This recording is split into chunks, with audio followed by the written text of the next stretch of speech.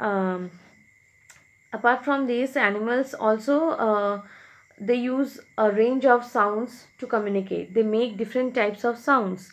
uh, Vocal communication is very essential to many important tasks, like they do some vocal communication. Vocal means by making some sound. There are different types of sound for different types of things.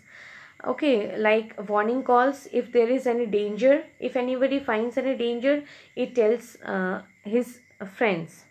So this is warning call. So communicating location of food source. If they find any, suppose if one of the animals, it finds food anywhere, it wants to tell other friends that here is a food, so they make different type of sound that time. um, then males of many species also use vocal sounds to attract females for mating. Okay, some species they just don't make sounds vocally to communicate. They use their body parts or their bodies to make sounds. Some few species are there. They don't make sound, like they don't make sounds vocally, like with mouth they don't make any sound, but yes, with their body parts they make some sounds. Like crickets. Crickets are small uh, insects, okay, which we can hear sometimes, like krr, they do some sound. Grasshoppers, you all have seen grasshoppers, they also move their body to make some sound.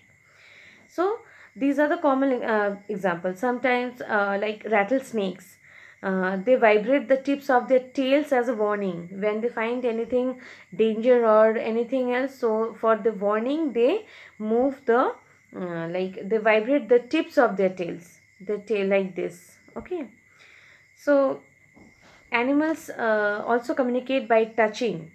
Okay, mother, sometimes we can see that cat, they nuzzle their kittens, to comfort them. Sometimes they all sit together and the mother do we can very well see that the mothers, they are loving their kids and all.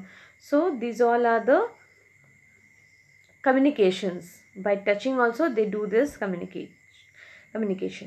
Okay. Dogs lick their owners to show they are happy. Yes, again, we'll come back to the dog. It licks when it is very happy, it licks the owners. Okay, that to show that it is very happy. Most animals also have strong sense of smell and can detect a specific scents over long distances. They use scents to show their readiness to produce, to mark out territorial boundaries, to warn of predators, and to attract prey. Snakes have a very unusual way of detecting scents. They use their tongue to pick up scent particles in the air. Now, the snakes, what they use the scent particles which are always in the air. They used to take out their tongue and they take those particles. Okay, so with those scents they can understand, they can detect that there may be some danger or something like that. So there are different ways of communicating or identifying predators and everything. These languages are very hard for us to understand. um, okay, and apart from these common ones, some animals have the unique methods for transmitting messages. What are those? Electrocommunication. Okay, it is mainly found in the aquatic animals. The glowing of firefly is a means of communication to fireflies. You all have seen the fireflies at night. No, nowadays we cannot see that much, but when I was small, though I used to see all those like fireflies, and I used to be very happy. mm, they use different kinds of flashes. See, when we see, we can see only the flashes of lights only, but what they use is different. Like they use different kinds of flashes to convey separate messages. Okay, but it is not our like we cannot understand that.